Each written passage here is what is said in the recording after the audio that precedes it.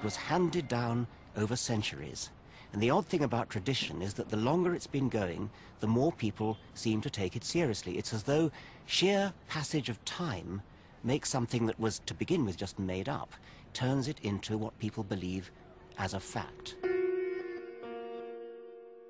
By 1950, the tradition was so strongly established that it became official truth.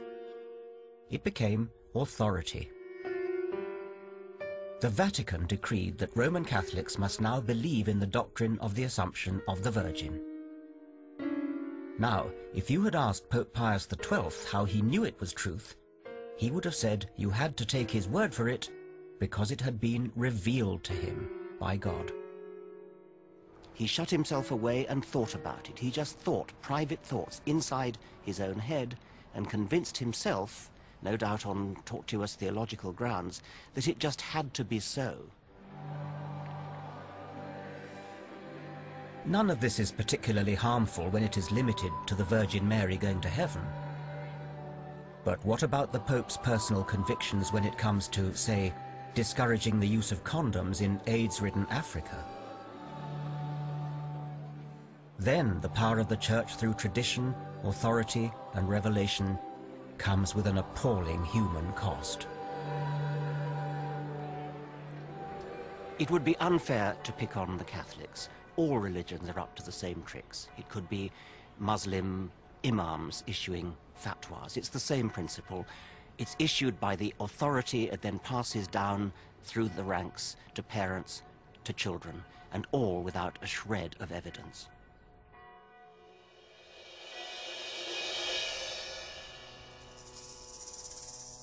Unlike science, which sees it as a challenge, religion thrives on unsolved mystery. For early humanity, what was mysterious and unexplained was so vast that only an equally vast higher being, an alpha male in the sky, could fill that gap.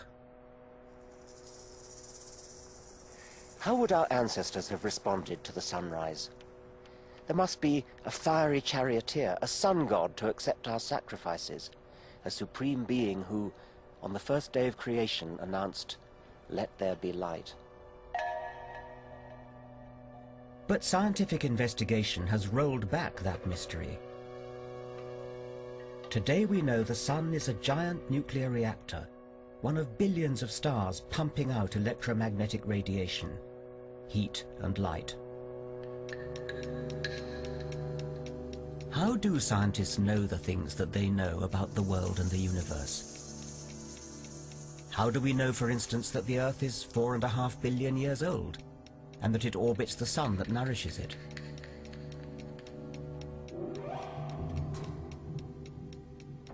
How do we know that these dinosaurs are hundreds of millions of years old? The answer is evidence. Tons and tons of mutually supporting evidence. Science is about testing, comparing and corroborating this mass of evidence, and using it to update old theories of how things work. I do remember one formative influence in my undergraduate life. There was an elderly professor in my department who had been passionately keen on a particular theory for, a number of years. And one day an American visiting researcher came and he completely and utterly disproved our old man's hypothesis. The old man strode to the front, shook his hand and said, "My dear fellow, I wish to thank you. I have been wrong these 15 years. And we all clapped our hands raw. That was the scientific ideal of somebody who had a lot invested, a lifetime almost invested into theory. And he was rejoicing that he had been shown wrong and that scientific truth had been advanced.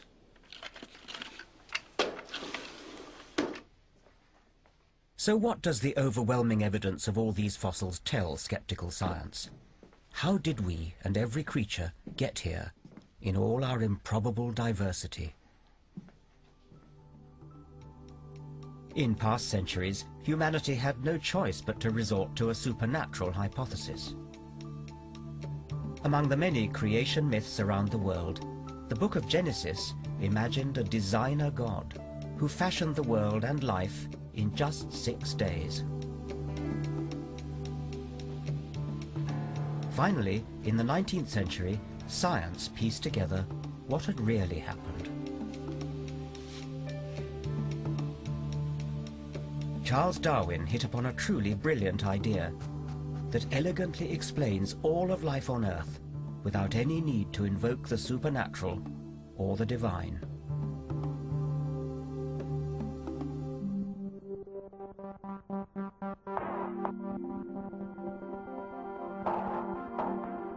Here's a helpful way to look at the problem Darwin faced: climbing a mountain.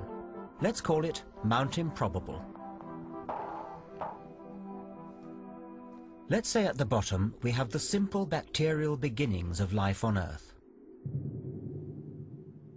At the top, man today, or any complicated piece of biology. So how did we get to the top? If it had happened by blind chance, or by design, it would be equivalent to leaping up a sheer cliff in a single bound. Utterly out of the question. If we come round the other side of Mount Improbable, we find something very different. Here there's no sudden precipitous cliff. Here there's a gentle slope, a gradient of evolution. All we have to do is put one foot in front of the other, and we'll get to the top. Darwin's great insight was that life evolved steadily and slowly, inching its way gradually over 4 billion years. Natural selection, not a divine designer, was the sculptor of life.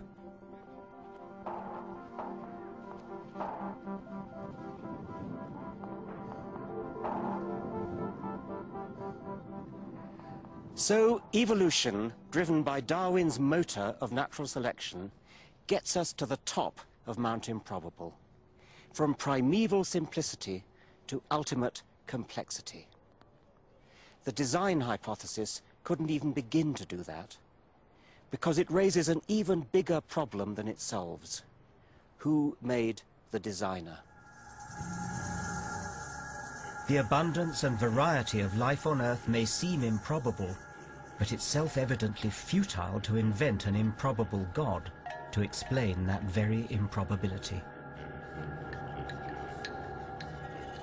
I thought that in my lifetime evolution would be accepted and taught around the world as a scientific fact, supported by overwhelming evidence. But unfortunately, the whole point about faith is that even massive and constantly accumulating physical evidence cuts no ice. Evolution today is under threat.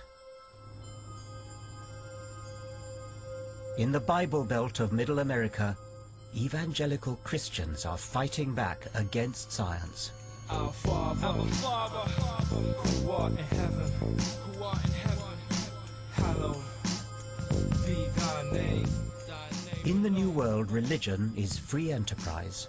Rival groups set up shop on every street corner, competing to save people's souls and collect their money.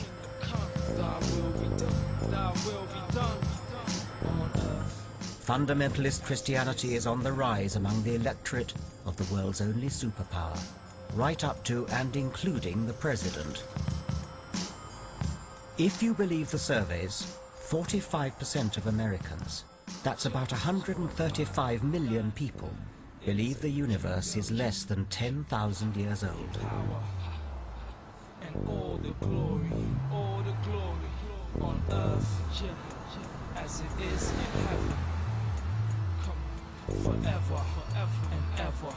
Amen. This is the New Life Church in Colorado Springs, where conservative Christians have built an $18 million worship center as their New Jerusalem in the foothills of the Rocky Mountains. Evangelical churches like this have become a powerful lobby, exerting enormous influence on everything in America, from the teaching of science in schools to foreign policy.